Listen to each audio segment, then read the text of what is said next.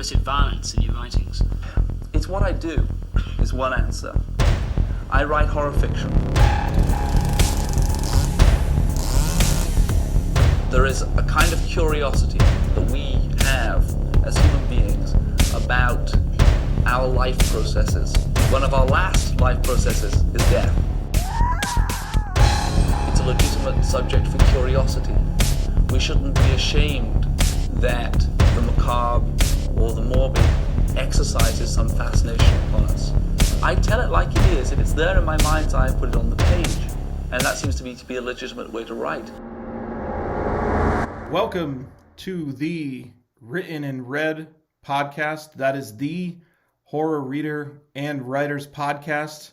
We are back, ladies and gentlemen. And we have a very special Thanksgiving special for you today.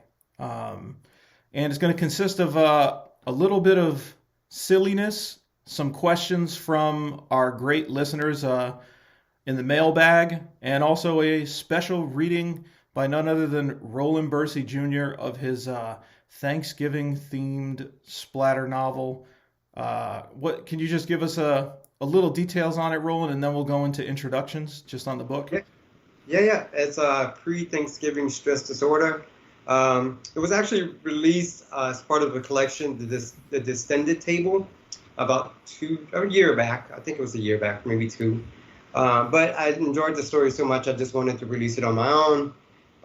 So the paperback is out, ebook is out, and I'm releasing the audiobook on November 17th, which is my birthday.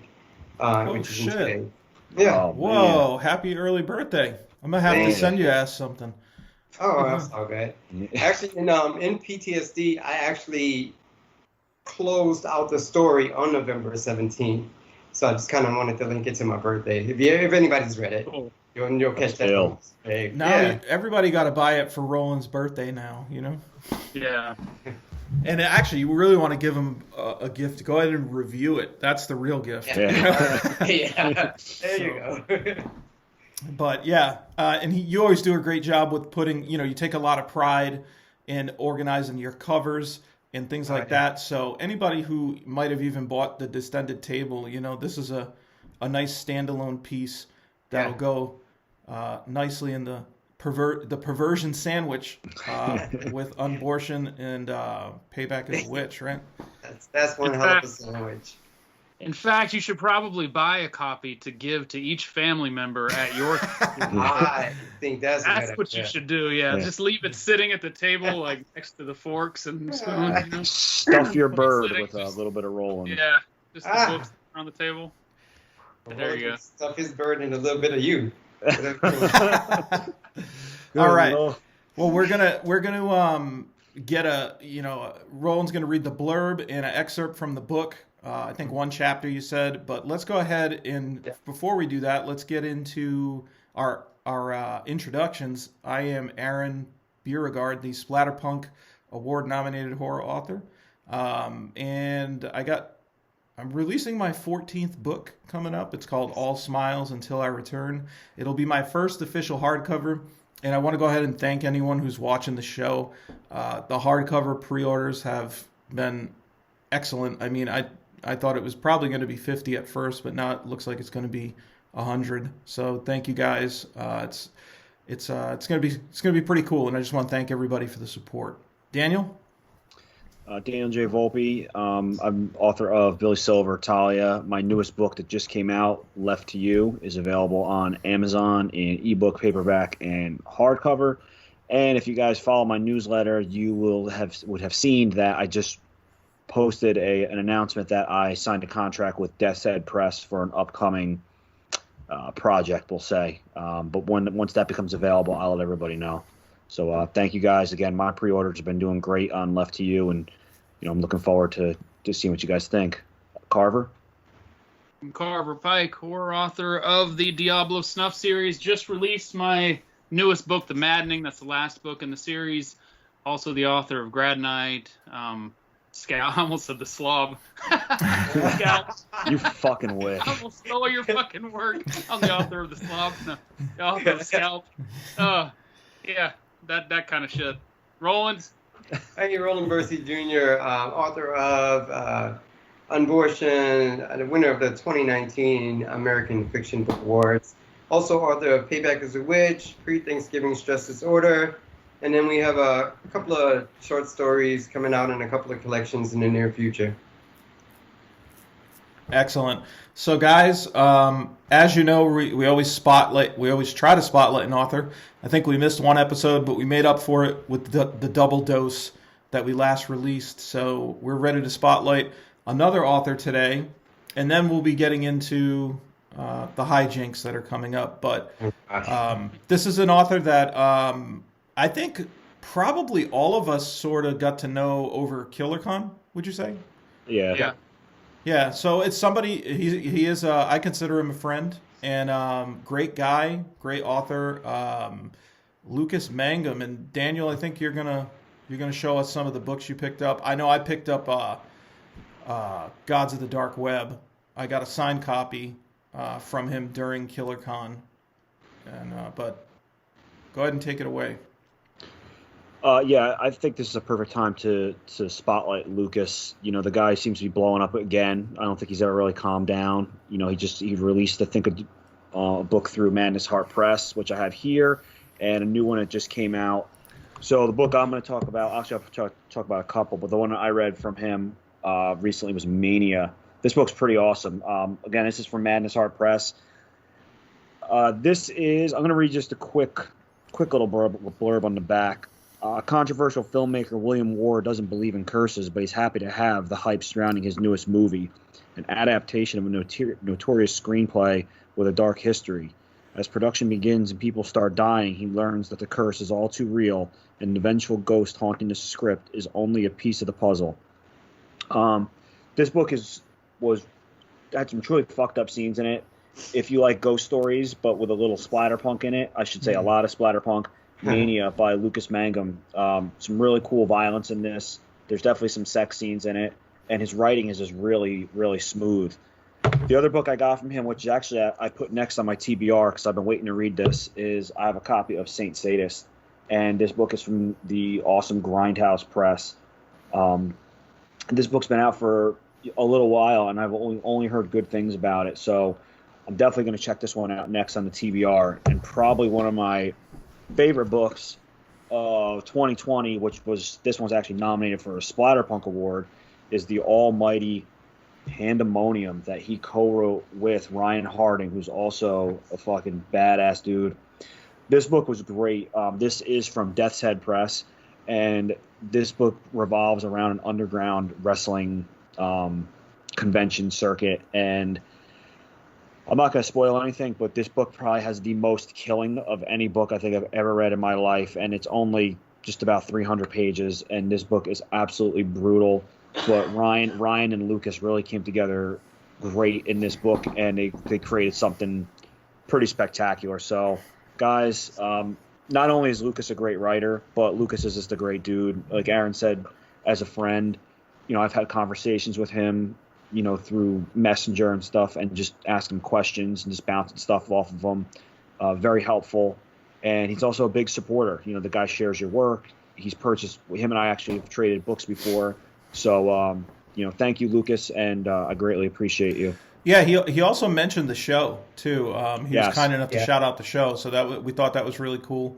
But I just think he's a good person to recognize, too, because if you're an author who's thinking about potentially collaborating, you know, guys like Ryan and Lucas, really, you could look at those and just see how many different collaborations they have under their belt and like how well received those are, and how often you see them shared by horror fanatics. I think that, you know, like if you're potentially thinking about collaborating, this may be a good book for you to purchase and check out to sort of understand the cohesion, you know.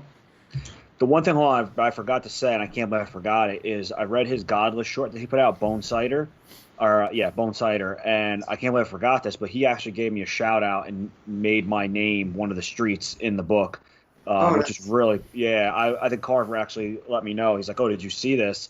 And I was getting ready to read it, and I bumped it up and I read it. So I think it's like Volpe Street or something like that, which is pretty cool. Oh, so shit. That's Yeah, awesome. fucking Cool. illest. He did the same thing with me, but it gave me a shout out too, and it was really cool. Oh, Yeah, yeah. what was it? It was Pike's Pit, right? The Yeah. male strip club. Yeah, and he mentioned this also in the end, in the like kind of acknowledgments in the end too. That was really cool. So Yeah. and the I was gonna say, like, I picked up Gods of the Dark Web too, from him, and I've read Bone Cider, and he's such a cool dude, man. And I'm actually well, I guess this episode will actually air after, but my next episode of first chapter Freak Show, I'm reading Extinction Peak, which is through Madness Heart Press, from Lucas Mangum. So if you haven't already, go watch that, because this episode will come out after that. So if you want to hear a piece of one of his books, I'll be reading the first chapter of that on the show. But yeah, he's just such a cool dude, man. And like, you see how he interacts with everybody and stuff during KillerCon, and I was on that religious the panel with him and stuff, and he's just such a cool, like, chill guy, and he gets along with everybody. So and everybody was just, they all bust his balls and stuff like that, and he takes it and just just a cool guy, man. It looks like that Mania book, he has it on Audible, and you know I love my Audible, so I'm definitely going to scoop that up right now. Yeah, Nice. it was a cool read. It was definitely Nice. interesting. You can definitely tell he put some research into it, so I think you'll enjoy it, Roland. Good, I'm going to get it. And I love the dark web stuff. I've written some about the dark web, so that was why that book intrigued me. So I have my signed copy downstairs. I'm definitely gonna check that out. And I think one thing about him too is the guy's always smiling. I was going to He's say got- that. I was going to say that. He's got a great- the best smile. Yeah. So That's probably his fucking author picture. so, but that's a good thing, Like you like those people that sort of bring a liveliness. There you go. Yeah. Oh, nice. I love it. That's in the back of Saint Sadist. That's great. Very Oh, nice. All right, awesome. Well, great recognition for this episode, Lucas Mangum. You can check him out. He's on Godless. He's on Amazon.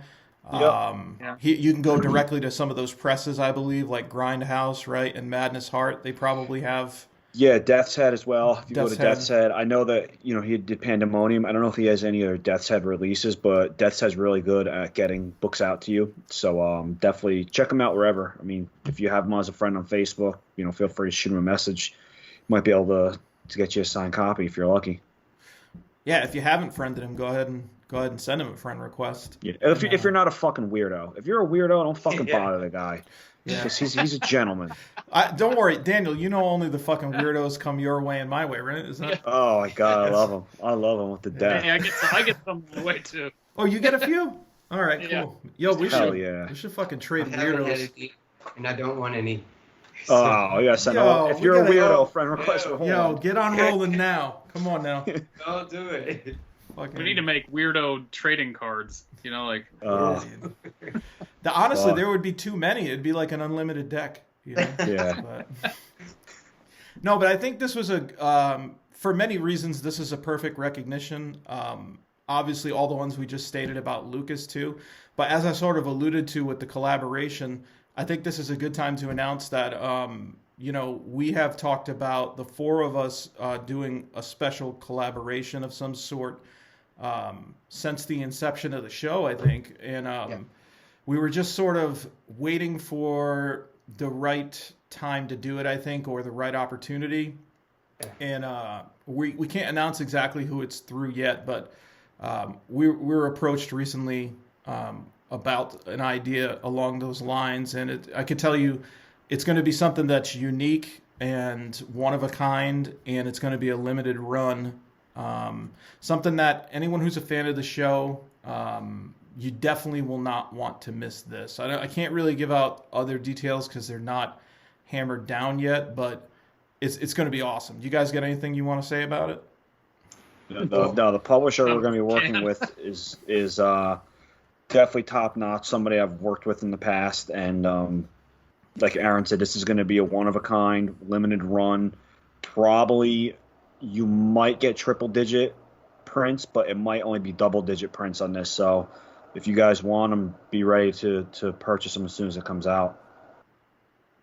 I'm excited about it. We haven't talked over too many details about it, but it's going to be a hell of a collection, and I'm looking forward to it. Hell yeah. And who knows? It might even be ready by the time we go to Scares That Care. So it's very possible that you could get the 4 of us in one place, and if you're going to Scares That Care, that you might be able to get this fucking thing signed by all of us. So yeah, the Gore 4, as Candace Noah calls us. Oh, is that what she called us? Yeah, the Gore 4. Yo, Gore 4, dude.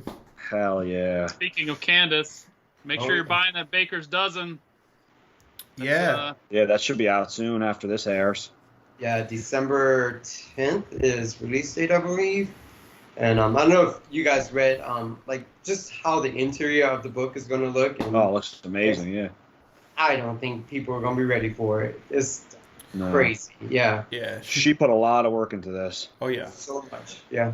Well, it's not a surprise. I mean, she puts a lot of work into most everything she does, you know, and you would figure if she's doing her first collection, she's going to go all out, you know. Oh, yeah. And she yeah. did. So. Yeah. And Absolutely. I can say, okay, yeah, because we haven't talked about it since then. Candace also helped me and Daniel edit So Sorry. So again, if you're looking for editing services, before I suggested her, but I couldn't recommend her because I hadn't worked with her. Now I've worked with her, and I can recommend her, and I'm sure Daniel will too. So yeah, editing services, and then if she's doing anything as far as releases in the future, I'll just say that she pays well. She's respectful. Yes. And good to work with, and obviously the product that she's churning out is unique, you know. So Yeah. Yeah.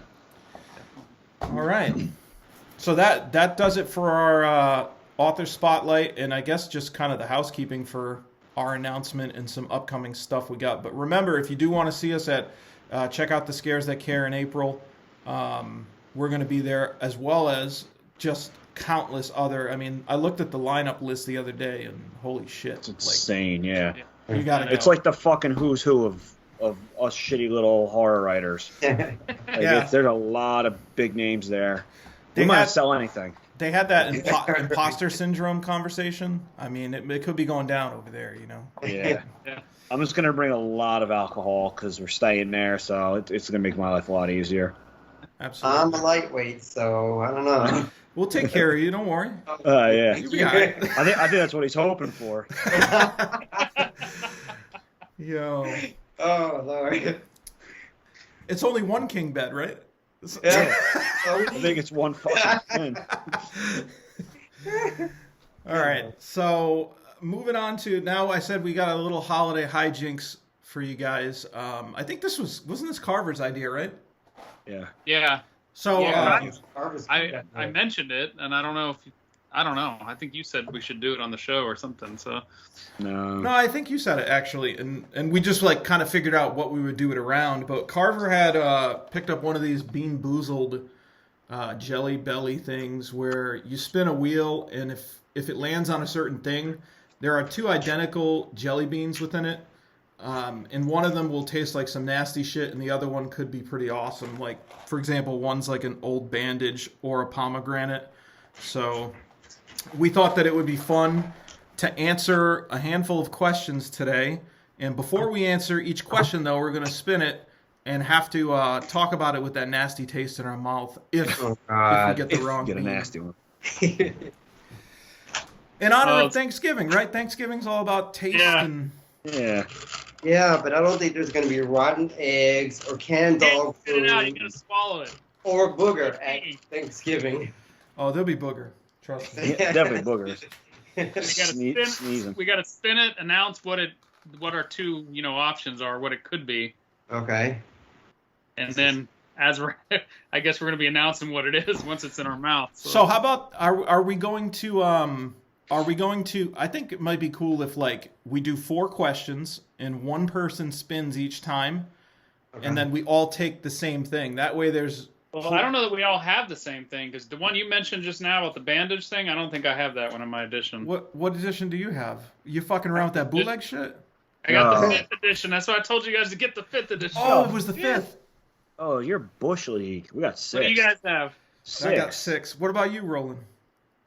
I got 10. Oh, yo, that's the OG No. shit. He Oh, got it's got an fucking... option, but what's the addition on it? I don't know. Let's see. You want me to read them what they are? No, it's just There's somewhere on there, say like 4th edition, 5th edition on your package. I got a fancy can. Y'all got that old bootleg shit. Oh, shit. You got 4th, I think. It says it right next to Bean Boozled. I see it. You see it? I don't see it. I did. No, that's never mind.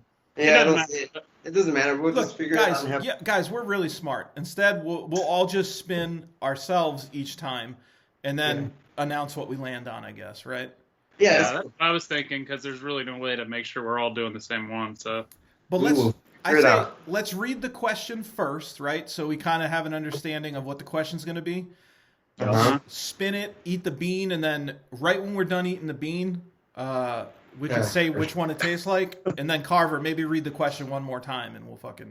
Yeah. Oh, yeah. Make me read it with the fucking dog food in my mouth. This is your fucking idea. All right, so I'm reading the question first. Yeah, read it. All right. From Joshua M. Could you go over... This might be a long one. Could you go over your physical writing processes? When asked, most people speak on their routines, but I never read or hear anyone discuss how they physically craft their manuscripts, what their step-by-step process is, etc. How do you keep organized? Okay. I mean, we can do that. I think just we won't go too crazy, but yeah, I think we can do it. Yeah. Okay. All right. Ready? All right. It. Oh, fuck. All right. I got juicy pear or booger. So it's a green. I got Tutti Frutti or Stinky Socks. I'm trying to find out which fucking one it is. Here it is. I got strawberry banana smoothie or dead fish. I got coconut or spoiled milk. Great. Oh, good. Oh, it stinks. That's not. That's a fair. good sign. I guess that's a booger. It's salty. Yo, I can't fucking find it. Hurry the fuck up, man. Tastes like shit. Oh. It's spoiled milk. Oh, there it is. Okay. All right. Just grab a handful and throw them in your mouth.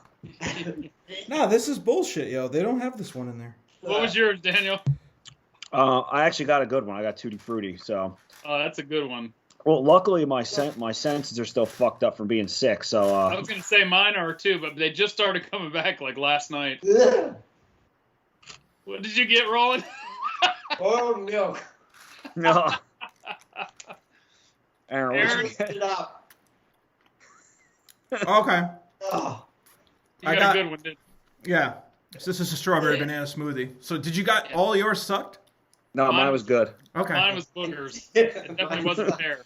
That was It was delicious. salty nastiness. I don't know.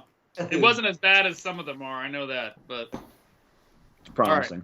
so physical writing process. I've mentioned mine before. It's, I guess the best way to answer it would, I've said that before, that I try to set mine up like my chapters in advance, and I try to outline in each chapter a little bit of what I plan to put into each one, and write as I go along into each of those chapters. I don't know. I'm trying to think how else I could answer that. Your physical writing process. I mean, I lift dumbbells and do blow for about 30 minutes usually before, just to warm up, and then and then I'm like, Yeah, you can't beat off first because you just be too sleepy. Yeah, you got to be very careful with your machismo there. And no, I mean, I'm pretty much like, I used to just sort of write it. You know what I mean? Like sometimes, like back when I was writing like the first 4 or 5 books, I was just like typing in a document and then create a break for the chapter, like super bootleg, and then format everything. But I've like really evolved my process now. And as I said, I tend to use the Amazon template for paperbacks and hardcovers. And just like you said, Carver, it's great to have an understanding of like where it's going just by maybe like 3-4 bullets in a chapter. Or maybe I don't even have a great idea of what's going to happen in this chapter, but I know the general idea. So even if I don't got 3-4 bullets for chapter 6 or something, I'll just put, well, such and such dies in the car accident at this part. You know what I mean? And then go ahead. I can tell you this part because now we were kind of talking about this off air. That's why I wanted to kind of interject this, because the last part of his question is how do you keep organized? And I was telling you guys before we started recording that now that I'm going back when I'm writing these big series like in my motorcycle club stuff on the romance side or the shark shifter stuff, and I do have like many books in a series, I'm realizing I wish I would have done this in the beginning, so I probably will now that I know to do this, like when I'm writing a series. But using the Evernote app, and I suppose you could probably do it in Google Drive. I'm using the free version of Evernote, but I like how Evernote has the phone version and it has the laptop version and they sync and all that. But it allows you to create notebooks. So like, for example, I have a notebook for my whole motorcycle club series. And then in that notebook, I have like a characters notebook. And then I have a setting notebook, plot notebook. Like I have like, and as I'm going through, every time I create a new character, or every time now, because I'm doing it after the fact, I'm just trying to create this Bible before I write the next book. When I get to one character, I go in and put in like their physical attributes, like their, things that happened to them in the past, because I already realized in one of the books I screwed up. I mentioned the guy was a Marine, and then later on I said something about him being in the Army. And if I'd done this in advance, I wouldn't have made that mistake. Like, the second time it came around, I forgot that I'd already mentioned him being in the military once before. So, because I didn't have that written down somewhere, I didn't have those notes, So using something like Evernote or like that type of process, I think is really helpful. I think it's important to take a lot of notes in your phone in general. Like, honestly, I'll get like some of my best ideas while I'm driving, I feel like. And, you utilize the fucking Siri stuff, like I'll just be like, if you have anybody who has an iPhone, you could just say, hey, Siri, make note, and then say your note. And, a lot of times, you could be like, oh, cuts his head off, and she'll be like, shits the bed off. I mean, but you still get the general idea of what it is. You know what I mean? Yeah. So, but it's like, I think just being, that can help you be organized because you don't want to lose ideas and let them escape. But I think I could be better personally with organization. I typically will just have like the chapter breakdowns and then usually just like one document in a note, just a simple notepad that'll have just a character and then like a fucking massive paragraph or different things about the trajectory. You mentioned wanting to get it more into like dark fantasy kind of. I know you're really into that kind of stuff, man. Doing something like that in advance, as opposed to what I'm doing now and trying to do that shit after the case, man, it would have saved me so much heartburn and shit doing it in advance. Yeah. Just that simple shit, just like what they look like, so that I don't later say he has brown hair when I said he had black hair back in book one. You know what I mean? These characters that come in and out every once in a while and stuff, So I mean, for me, like we've talked about our writing, habits, but like my process is I usually write in the morning. I get a big ass cup of coffee and I just write until I decide I need to check fucking Facebook. So if I have good ideas and it's flowing, I literally just use Microsoft Word and then I'll save it into Google Docs and I just sit down and I write. And like you guys too, I have a rough outline, some bullet points of what I know what's coming up next. And today I had a pretty good day. I was able to knock out like 2,000 words this morning. Some days I get a little more distracted by email or social media, but today everything was just going. So just park your ass in the chair and write. Yeah. I need to learn how to utilize those options that you guys talk about more, because I just do mine in a Word document, and because I don't have that kind of notes or any kind of character notes, I kind of spend a lot of time on one paragraph, thinking about what happened in the past and making sure that it's right before I move on to the next thing. So I think that's why it takes me so long to write something, because I spend so much time trying to get it right at that particular moment, instead of maybe having some notes prepared or on the side that could help me make the story flow a little easier. Yeah. Then you say you use a Word document. Do y'all so for me, when I start chapter one, as I go along, I save, because I don't want to write over that one that I started. So by the time it's done, it's like, pre-Thanksgiving stress disorder number 75, because I save every time. Do y'all do that, or do you just save over your document? I save over it. I save over too, yeah. Well, I use because I do the OneNote or the OneDrive, whatever. It's the Microsoft whatever, the thing I Yeah, pay for. OneDrive. Yeah, so I have the auto update thing. So I mean, as I'm writing, it's literally saving every time as I'm typing it. So Oh yeah. I don't even have to hit save. Like I could type one word and you can see at the top it says saving, and then it's saved. That's So it's interesting. just constantly saving it. I just have it saved inside of a OneDrive folder. So Yeah, I think maybe, and I'm not sure if like the person who asked the question was maybe talking about also just like, you know, settling on a topic, because that's important too. Because you know, like we've talked about this before, all of us have like 1,000 ideas. You know what I mean? There's so many things that we want to do and that we want to pursue, and I mean, juggling projects, it can have its benefits, you know. But I personally tend to think that the longer I've been writing now, like just focusing on one project and really like immersing myself in it and pushing through it. I don't want to say pushing through it, but like, you know what I mean? Getting it done so that I can potentially get that on the market and make money off of it. It's not like at the end of the process, I'm still going to let it sit for a couple weeks. Then I'm going to do my whole audio re-review where I have my computer read it out loud to me and make sure that it all fucking sits well after I've had a couple weeks to be away from it. Then I'm going to give it to the editor, you know, and they're going to do their thing, and that's also going to come back, and then I'm going to do the same thing, you know, the read aloud and do it again. And then usually I'll send it to one other person, and then they might make some edits. And so, you know, I've gone through it a bunch of times, but I've also give it time to breathe, you know. So I think that's my sort of like beginning to end of the process, I guess, you know, it's a lot of review involved, but your story, you can see it getting better and you'll get more excited about it as you continue to like refine it, I think, you know. yeah, definitely. Yes. All right. Ready for the next one? Let's do it.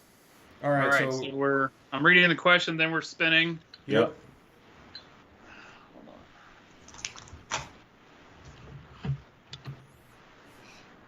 All right. Joe Young.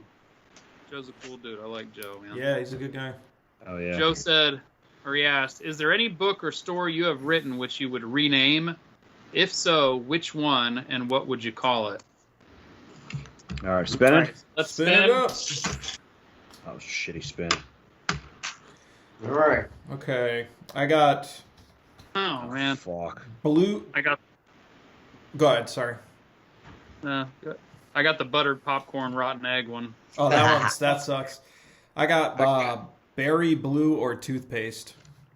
And I got Tootsie or Stinky Socks. I got peach or barf. Yeah. Guys, I prefer the red pill. Oh. All right. Oh, dude, I'm 2 for 2. I'm 2 for 2. I got Tutti Frutti. Don't you Peach. spit it out, Carver. You can't spit it out. That's illegal. Fucking rotten egg, man. All right, you got to That's answer. You got to answer while I didn't that's. have my glasses on. My eyes fucking watering. Talk through it. Work through it, baby. Come on. Yeah. Push.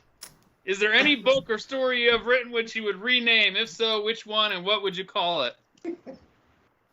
Oh my god, I don't even want to solve it. I actually had this dilemma. That's like watching Carver's face. Let Carver answer first, actually. Yeah, Oh, let yeah, go Carver ahead, answer, Carver. please. Go ahead, Carver. Go ahead, buddy. All right. My first book in my Edge of Reflection series is called Twisted Mirrors right now. I don't know why I thought it was a cool title at the time, but originally it was Darkness of Man, and I've always liked that title more. So I've talked about rewriting it and stuff like that, and I may actually go back to the original title. So that's probably my best answer there. That's one I've gone back and forth with a lot. So that's my answer. God, that shit just doesn't go away. It's here to Go stay, find baby. Jules and be like, I should go find Jules and be like, hey, babe, Yeah. hi. Fuck, man. What do you got, All right, Daniel? I swallowed it, so now I'm gonna take a drink of Coke. That's fucking nasty. For me, it was actually my first book with Billy Silver. At the very end, I had an idea to change the title. I was going to call it A Pleasure to Burn, kind of like the Fahrenheit 451 reference. But and obviously, if you read the book, it makes sense. But I ended up, to me, it was always Billy Silver in my head. So I kind of just stuck with that. But I think if I was going to rename anything, it would definitely be that. And I would call it A Pleasure to Burn. I think that's a pretty cool title. Aaron? Yeah. I like most of my titles, I think, but if I had to pick one, I mean, Die Tommy is kind of a weird name for a book. You know what I mean? It's kind of strange, but that was the first one I wrote. It's just what I decided to call it. It's weird because I had a completely different idea that had nothing to do with writing, and that's how I came up with that name. And but if I was to rename it, I have no clue what I would rename it, to be honest. I never had anything else in mind, but if I was to change one, it would probably be that one. And for me, no. I like all my titles.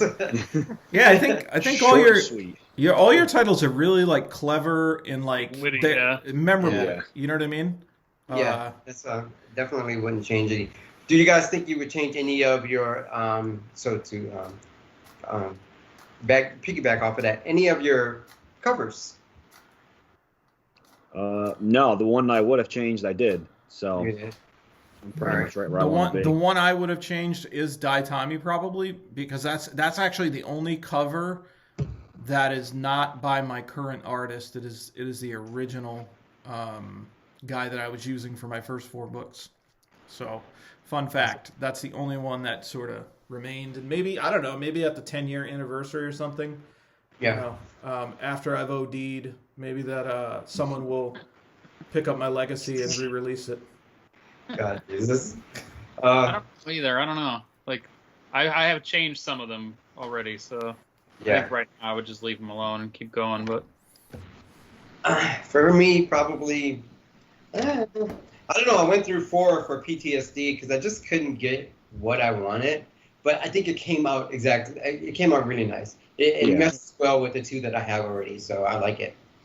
Yeah, I think it's great, dude. I think you made the right choice, you know? Yeah.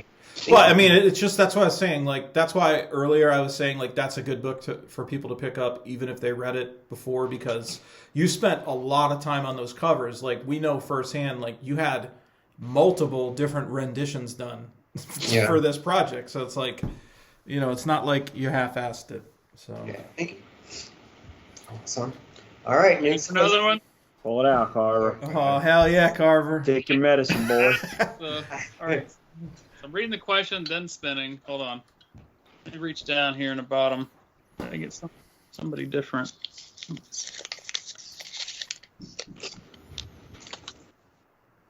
Okay.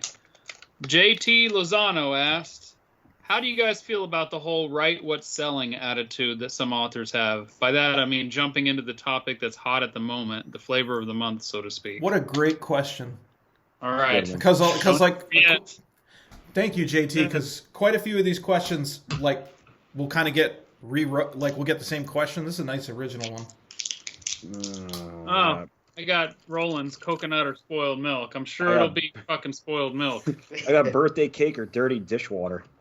I got pomegranate or old bandage. I got chocolate pudding or canned dog food. All right. Do you take the red pill?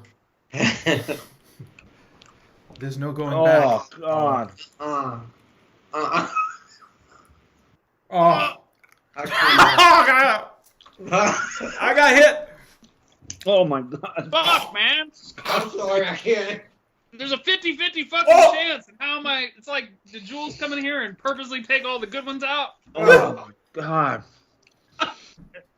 Rotten milk after fucking rotten egg for spoiled milk?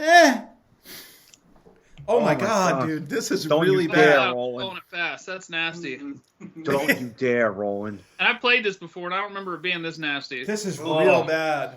I mean, my hands shake. God, I've never had a fucking good one I yet. just swallowed it. That was fucking wretched. It's in my fucking nasal cavity, though, dude. Aaron, which one did you get? I got the fucking old bandage. It That tastes. can't be worse than dog food. No, that's dishwater. The dishwater. Oh my god, that's fucking gross. It was like, Wait, what was the question again? JT Lozano asked, how do you guys feel about the whole right with selling attitude that some authors have? By that, I mean jumping into the topic that's hot at the moment, the flavor of the month, so to speak. I mean, I can take a crack at it. I'm not necessarily against it or for it. Like, I'm sort of on the fence, only because, like, I respect if like someone's writing for a living, you know what I mean? And they're seeing that something's working and they're struggling and they're starving. I'm not going to fucking knock you if you go and do something that, you know, makes you some money and that people are buying and they're enjoying. Like, there's no knock there. But inside, are you really, me personally, like inside, are you really just reverting back to that cubicle that you used to work in? Like when you were working and writing, you know what I mean? Like, it's going to take that passion and the soul out of it. And I doubt that the writing will be as good if you're doing something that you think will sell rather than something that you love to write and that you're like completely immersed in.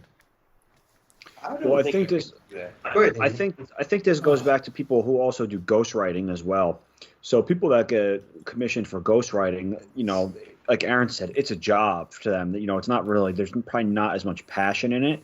And again, I don't knock anyone for trying to make money because that's ultimately, you know, we want to tell stories, but we want to make money. But I will say, though, is if you do try to chase trends, a lot of times you're going to be behind the trend. So, I mean, it takes the average writer, you know, what? Some people it takes 6 months to up to a year maybe to write a 100,000-word novel. By the time you get it written and get it out and published, that trend might be waning at that time. So it's a really, dangerous game. Yeah. So I mean, look at like Twilight. When Twilight came out, you know, that was big. How many vampire, you know, teen fiction shit came out after that? But they were behind the 8 ball at that point. So they're trying to chase Stephanie Meyer down, and she pretty much, you know, was the only game in town. But I don't have any problem with people doing it. Me personally, I don't think I would, only because it might not be a trend that I like. And if it is something that I do like and I was intending on writing it, I'm not going to stop just because it was a trend. But I think this goes back to that write what you know and write what you like. So have at it if you want to do it. Roland, go ahead. What were you going to say? I was saying, I just don't think I could do that. I mean, and like you said, I don't have nothing against people who do it if you feel it.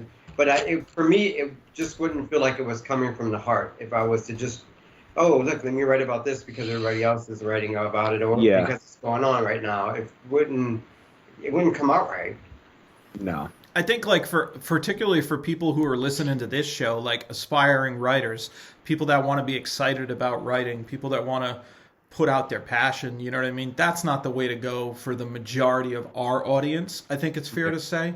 You know, the people that I'm familiar with that listen to the show are more about, you know, having a finished product that they created, not because of a pop trend, you know what I mean, but because this is what was in their heart, you know. Yeah. So, I think you see it more. And I've known JT before I got really heavily into horror. I've known him even more when I was on the romance side too, and so I know what he's getting at too. And I would say on the romance side, you see it even more because everybody's jumping on, like, you know, the paranormal romance with the witches and werewolves and, you know, sparkling vampires and things like that. And, you know, the urban fantasy type romance kind of books. And then when Motorcycle Club got popular, but he was on that. And I can't say much for that because I also got on that trend. But I enjoy it and I keep writing it. And I've kind of stayed in that dark romantic suspense kind of, you know, I don't jump from like subgenre to subgenre and try to follow the trends really. Like, I'm not really interested in the trends. Yeah. But I would say, like you guys are saying, the problem with chasing those trends is that you are going to get bored with it, first of all. You're trying to write what sells, and like you guys said, you're probably going to be behind the curve most of the time. Yeah. And you're going to get bored with it. You're going to kind of burn out on it because it's not where your passion lies and stuff. Yeah. You don't see that so much on the horror side because I don't even know that there is one thing that's necessarily hot in horror at one time. You know what I mean? I mean, what do we have? Like poltergeists and ghosts and vampires, and I mean, I guess you could say slashers are kind of hot at one time, and zombies, definitely had their time and stuff.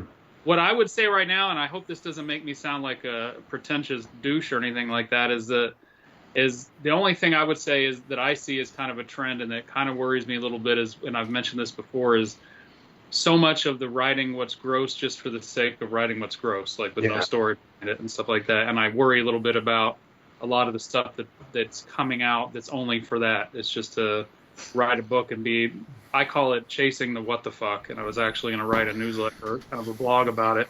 You're chasing like that what the fuck moment, like where people are reading it and they're like, ooh, what the fuck, and you're just trying to get that. I mean, there still should be some story to a book. You know what I mean? Yeah, because a lot of times trend that I see that kind of worries me a little. But yeah, I think Carver, even a lot of times, like you can get lumped into that easily too. Because even if you do have a cohesive story, sometimes people will only see the nasty parts and just be like, oh, this is just trash because of this. They can't have the two together, But then, like you said, there are just pure storyless, gross, 50 pages of gore or whatever. You know what I mean? I can tell you, The Maddening is probably the sickest book that I've written, and it has some pretty, there's a scene where the guy cuts a girl's throat open and fucks her in the throat, and I mean, there's some, you've read the car wash scene where Rowland got fucked up in the car wash. There's some sick shit in it, but there's a lot of story there. I mean, it's a big book. There's a lot of story to it. There are just some sick scenes scattered throughout. You know what I mean? But there's still a story in there. So, I think part of it too, Carver, is we're seeing a resurgence of splatterpunk, big time. You know what I mean? Yeah. I've never seen so many people approach me personally, and I know it's a bubble. It's just me that I'm talking about. But I don't know if this is you guys' experience, but they're like, oh, your book, that was my first splatterpunk book. This is fucking great. I can't believe I've been missing this genre. They just were not aware of the genre, but due to these new media platforms, like TikTok particularly, all these people are getting exposed to it, and it's having a resurgence. But as you said, as a sort of a effect of that, you're getting people that are just coming in and writing just gore and porn, and they think that some of them think that is splatterpunk, and it is to an extent. But any book, it shouldn't be, like you said, the focal point. You know what I mean? It's just driving the story forward. Yeah, it's an enhancer more than anything. It's just showing the reality of horror. That's what I kind of like to tell people. Yeah. All right, we do another question, or are we going on to Roland's reading? We'll do one more, and then we'll do Roland's reading. Oh, all right. You're fucking. I want y'all to taste dog food because y'all. I need the toothpaste one is what I fucking need. Yeah. I just don't want to land on the fucking stink bug. That's the worst. I can tell you. I was at a campfire party one night, and somebody got the stink bug, and it practically cleared out the campfire. That one fucking stinks. I do have that one too. Fuck. How do your farts smell after these? Does anyone know? I'll find out. I'm sure I'll find out later. When the rotten egg, spoiled milk. Oh, what was the first one I had? I don't even remember what the first one I had was. What was? Oh, booger. All right. Seems like the easiest this is one. From Joshua from PVD Horror. Oh, cool. Okay. He said, what do you think about donating your books to the library so more people have access to them? Do you think it would hurt your sales? And then I'm interested to know if it's more about getting people to read your stuff or profit. I'm just asking as a reader and a family man. I can't justify spending hundreds of dollars a month, so I often use the library. So, well, I can answer part of that. Well, wait a minute. Come on. Fucking I'm trying to get out of it. All right. Fuck, I gotta read that again. Oh, man. This one scares me. I got cappuccino or liver and onions. I got a good one. I got the toothpaste one. Berry blue or toothpaste. That's probably the least shitty one that you could get on this. What did you get, Carver? I hope it's fucking gross. I was talking. Oh yeah, this is just a fucking marshmallow or stink bug. Oh, you got oh my god, dude! And I got I feel birthday. like cake or I dirty can't dishwater. tilt it. It'll turn. What'd you get, Roland? What did you get, Roland? Birthday cake or dirty dishwater. Oof. Dude, that dishwater's fucking hellacious, so I hope you get it. I No. can't tell which. I think it's this All one. right, here we Hard to tell go. which is the actual. Oh, I got toothpaste. It's actually not that bad. I got dirty dishwater. Dude, this one might make me throw up. The other one almost got me, man. That was, No. my stomach hasn't been feeling so great, anyways. Uh, Go ahead and chew it. Let's find out. I ain't put it in my mouth yet. I can put it in your mouth if you want. That one wasn't as bad as dog food. The Please. toothpaste actually isn't bad at all. I think it's toasted marshmallow. Ah. Oh, thank God. For a second, when I first bit into it, I thought it had a funky taste. Some of the good ones, for just a second, taste bad. Yeah. Like you're expecting it, so it kind of. Dishwater wasn't that bad. I don't know. That was Great. This doesn't taste like toasted marshmallows, but it's not. Does it taste like a stink bug? So. Well, Josh from PVD Horror is awesome. I go to his events actually, in the Providence area, and he'll screen like old horror movies inside breweries, or he'll do like events for local independent filmmakers. Like some of my friends that made the movie Death Drop Gorgeous, they're doing a screening on the 19th. And he also did that. They were responsible for that pop-up event that was really a good thing for me sales-wise. So check out PVD Horror. They also have a podcast, and they interview all different kinds of celebrities on there. Like they had that guy Chrome Skull, from those badass movies. They have all different people, dude. Like they get some good guests, so check them out. But great question about the library stuff, right? Yeah. I mean, to me personally, having my books in a library, I kind of look at it as like a badge of honor, Yeah. Actually, Josh was kind enough to go down to the library and he bought some books off me to put into the library over there. Oh, wow. He did it all himself, which was really fucking cool. But I think, See, I don't know how much it's going to impact people like us, that don't have a massive selling audience, I don't think we're going to lose that much, you know what I mean? But the thing a lot of people don't understand, though, is that libraries, and I guess you could, see, I don't know how this part of it works. I don't know, can you really just go donate a book and they'll put it on the shelf in the library? I think you have to have a proper ISBN, right? Well, but the thing is, because when I made my books go wide and I started putting them on Kobo and stuff, Kobo gives you the option to use, I think it's Overdrive is the company, that's right? the library app, yes. Because really, we should be getting paid if your books go to the library, and it's a much higher rate. You can set it, but like, let's say $20-$40. I mean, the more popular the author, they're going to raise the price, I'm sure. But let's say it's $40 or something that you charge for your book to be bought by a library. So the library, instead of paying like $8, $10 for your book, like a normal person would from Amazon or whatever, the library would pay, like, for example, $40 or $20, whatever you set it. And then they're able to give it out to people at the library because they're acknowledging the fact that they're basically essentially giving it out for free. You know what I mean? So you are still getting paid by the library giving out your book, but it's done through other companies. So I don't know about the donating part of it. Like, I don't know if you could just go in and donate it. I've used the library, obviously, to check books out, and I've bought books at, like, the used book sales and stuff that they have, but I've never actually tried to take a book in and see if they would put it on the shelf, so I don't know. And you bring up an interesting point with the digital thing. Like, I would actually not do it digitally with a library just because that, to me, is giving away too much. Like, if everyone can just go get the digital copy there. But if it's like one copy that people locally can share locally, you know what I mean? That's not a big deal to me, and I think that's cool. But Aaron, the thing is, with the Overdrive and Libby, which is also linked through the libraries for audiobooks and ebooks, there isn't an unlimited copy of ebooks. So the library will say they'll purchase one ebook, and it only gets rented out one at a time. So it's not like the four of us could go and get your book. There's only one e-copy of it, and the library will lend it to you. It goes into your Kindle for whatever the lending period is, usually 2 weeks. And then when you're done, you return it. Or if you don't return it by the deadline, it just automatically gets deleted from your device.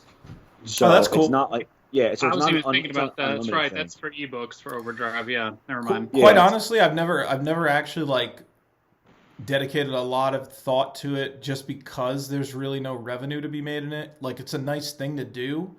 And I'll go into like, you know how like people have like book boxes on the side of the street and shit. Yeah, the little libraries. Yeah, I'll throw some of my books in there sometimes, you know what I mean, just to give away stuff sometimes too. I mean, the other avenue for him as well, if he doesn't want to spend a lot of money and he does like the ebooks, is the Kindle Unlimited. Limited. Yeah. I mean, Kindle Unlimited is great. You know, it helps us and it allows you to read, you know, more books for, you know, a really low cost. So he can't read digitally though.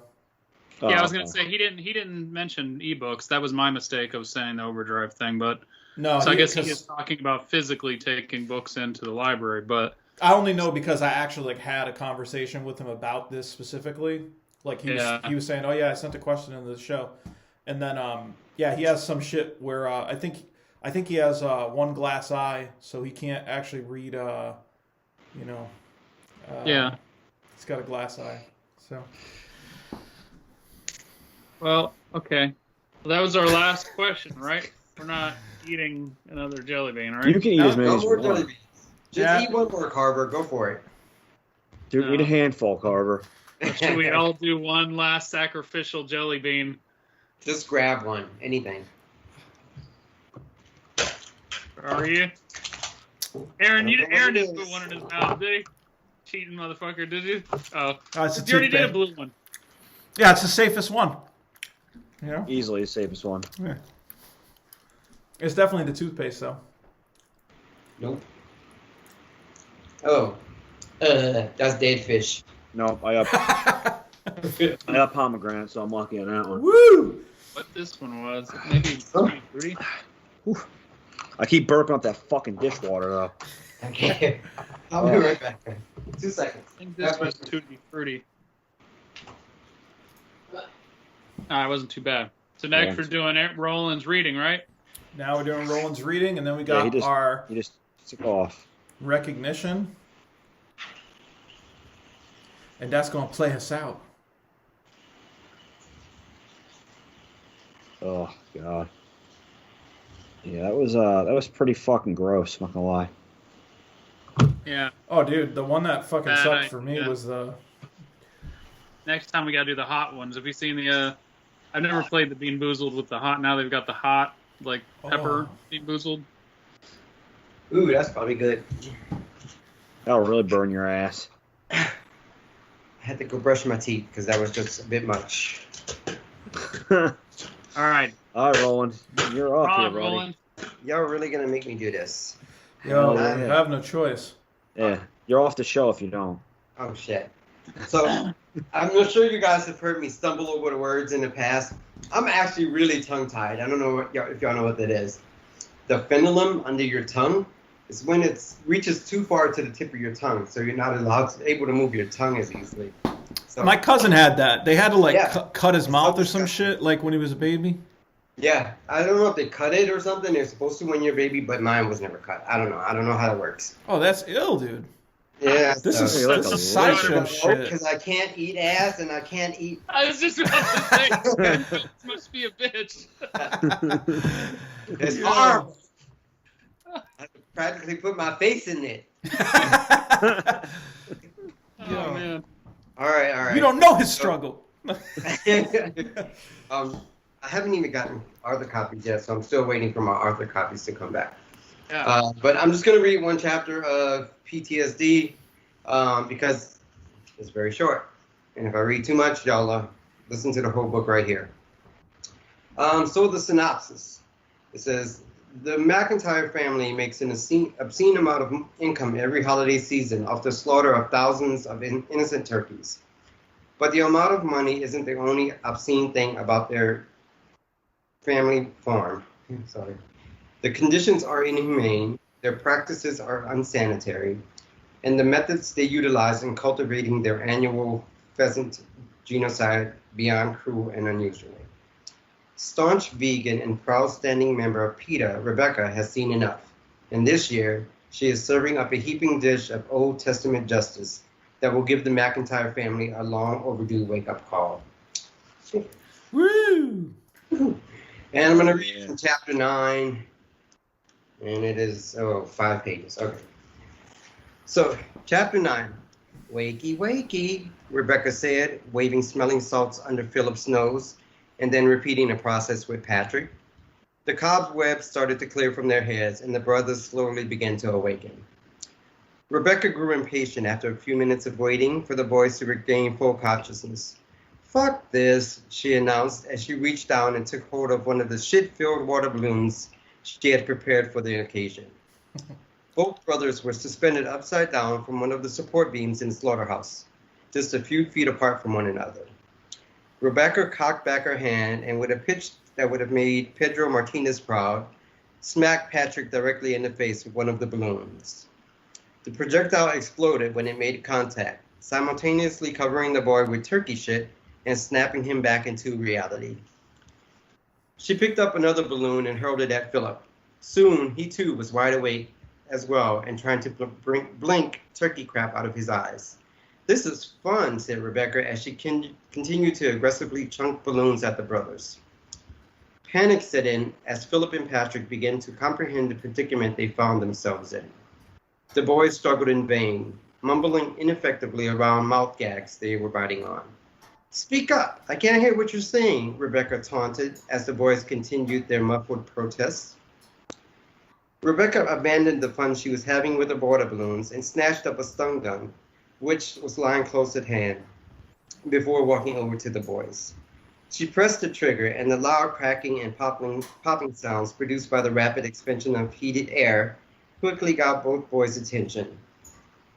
They froze and stared wide-eyed at Rebecca as she drew nearer. You boys have been very naughty, she growled in a low, threatening voice. See, while you were resting peacefully, I did a little investigating. And while going through your phones, I ran across your private little video collection. It seems to be that you boys get off on torturing poor, defenseless little animals. I should just slit your scrawny necks now and be done with the both of you. But I figure I'd give you a dose of your own medicine, she uttered mechanically. She walked over to her bag, and took out 2 automatic BB guns she had found while rummaging through the boys' room. This gave the brothers some time to resume their struggle. Rebecca stepped back and lifted both guns, Lara Croft style, and began to unload a barrage of tiny metallic projectiles on both boys in rapid succession. The BBs pelted the twins, inducing muffled cries of anguish from each as they comically flailed about at the end of the rope. Like fish plucked from the sea at the end of her angler's line. Rebecca screeched at the top of her lungs as she continued to pull the trigger. How the fuck did that feel, you heartless monsters? When both clips were emptied, both youngsters were crying hysterically, each with globules of drool spilling from their stuffed mouths and snot leaking from their noses. Rebecca stepped in closer. Hell, I'm a pretty good shot, aren't I, boys? She said to the brothers as they sobbed pitifully. Although Rebecca did not intentionally aim for their faces, she also did not make a strong effort to avoid it. Where there was skin exposed, welts and lacerations left both boys looking like they had a bad case of the measles. Fortunately for Patrick and Philip, Rebecca had no real prowess with the weapon, so neither of them lost an eye during the assault. Now you boys should better be able to appreciate how those poor little birdies felt when you maliciously used them for target practice. Both mumbled and nodded their heads affirmatively. Do you regret your actions now that you've had an opportunity to reflect on your mistreatment of said birdies? Asked Rebecca. Once again, both boys nodded vigorously. Good. Since you both learned valuable lessons, I guess I'll let you go now. Oh, wait. I almost forgot, Rebecca noted as she reached behind a stack of cages and took hold of an aluminum Louis Slugger baseball bat. she had also found during the boys' search. The bat was dented and stained red with dried turkey blood. Upon seeing the bat, panic engulfed both boys, and their struggle resumed anew. Rebecca hefted the bat over her shoulders and took a few practice swings before stepping up to Patrick and shouting, "Batter up!" With that, she whipped the bat around with as much force as she could muster and landed a blow to Patrick's midsection, which caused him to viciously expel the dinner he had a few hours ago. Vomit spewed from around the ball gag and oozed from Patrick's nose, flowing into his eyes and thus blinding him to Rebecca's fury. Once the floodgate opened, there was no stopping her, and the blows continued to rain down, one after another. Smack, 3 ribs were cracked. Whack, his clavicle fractured. Thump, both incisors were knocked out of his mouth, falling to the ground. The hits came in rapid succession, each blow more devastating than the previous. Eventually, Rebecca ran out of steam and slumped over, exhausted and leaning heavily on the baseball bat, which was now covered in Patrick's blood. The gross deformity that had previously been Patrick's face was hardly recognizable now. Rebecca walked over to Philip, who was also splattered with his brother's blood, unclipped the ball gag, which fell from his mouth, and said, "I do hope you're learning a valuable lesson, young man." That's the end of it. So, yeah. All right, that was my Great job, Rowland. guys. But yeah, it's a good story. I had fun writing it. It's perfect for Thanksgiving, and I'm sure I'm not a vegan. Thanks. I'm not a vegan or a member of PETA. I probably should be, but she gets her revenge in some very creative ways on the family and his relatives. You know, his wife, his sons. So it's a fun read. So if you guys get a chance to pick it up, check it out. You'll be done with it in about 1 hour and 15 minutes. It's not very long. And I'd appreciate you guys if you could leave a review or just even send me a message and give me some feedback on if you like it, what didn't you like, because this is still new for me. I'm still learning and trying to perfect this craft. Of course, I'll never perfect it, but I'm still learning, and I got a long way to go. So, but it's fun. I had a good time writing it. I hope you guys have a good time reading it. Absolutely. Sounds Great good, job, man. Rowland. Thank you. I'm a little bit nervous, but thank you. Was that almost passed out? So. Have a jelly bean for your reward. Yeah. that was your first reading, Rowland? Yeah, I've never read for anybody. Awesome, dude. That That's was great. good. That's good You to know, have it. Matt, you guys, of course, know Matt Shaw. He does such great readings. He did it at KillerCon, whether it was 2 or 3 years ago. And he just was up there like nothing, read it. I just don't have that kind of confidence yet. But it's fun. I had a good time. Yeah, I've never been a great reader either, you know? Yeah. But Even though you write the book, you're still stumbling over words that you done read 50 million times. It's crazy. Yeah, and you know what the hardest part is too? Because when I did the reading for KillerCon this year of my first chapter of The Gift of Death, like as you're reading, you see little things that you're like, man, I would have fucking changed that because it sounds different out loud, and you're like, I probably would have changed that, but you're like trying not to stumble over it and read it at the same time. It was a fucking pain in the ass, but you did a good job, Rowland. yeah, definitely. And I think the book's a perfect Thanksgiving treat, you know, for the gore hounds. Check it out. Exactly. Thanks, guys. So that brings us to a couple things. We got one item that we wanted to mention. Salim Osmond, he's one of the great listeners of the show and one of our supporters. He hasn't been too well recently. He reached out to me and just to see how I was doing, but he did let me know that he's going through some stuff right now, health-wise. So we just want to go ahead and say, you know, best wishes, big man. We look forward to talking to you soon. So if you haven't seen him online, that's probably why, and he wanted me to let you guys and the rest of the listeners know that he misses you guys. But, get well, Salim. Yeah, better. that guy, he's awesome. Shares everything, reads everything. The guy's a fucking awesome, and he even buys stuff. And he lives overseas, and you know I've shipped books to him, and you know he's willing to pay the shipping on it, and definitely a a great guy to have in your corner. Yeah. Hell yeah. He's awesome. What the hell was it? Oh yeah, now so yeah, hopefully Salim gets better, and we want to wish him the best luck. And we do want to do our reader recognition though, which this week is going to be none other than Nikki Fontana. Is that correct? Yep. Yeah, Yeah, Nikki. Nick. Go ahead, Dan. God, Aaron. Oh, all right. I think we've all are friends with Nikki. She's a great reader. She buys just about everything, but not only does she buy everything, she reads quickly, and she always leaves very, very thought out personal reviews. She just read my newest book, Left to You, and she left an amazing review, like one of the better ones I've ever seen. So, Nikki, thank you very much for what you do for the indie horror community, the support you show everyone, and just the fact that you're willing to pick up the books we write, read them, and leave reviews. So I appreciate it, and I know everyone else does as well. Yeah, just another. I was just gonna say I have basically the same experience. She's read everything of mine. Constantly reaches out whenever there's a promotion or something's on sale to reserve, and just never says a bad word about anybody. You know what I mean? Also, and that's always refreshing to see when somebody's just themselves and they're cool and they're chill and they're supportive, and there's just nothing bad you can say about the lady. She's a great person. So, thank you, Nikki.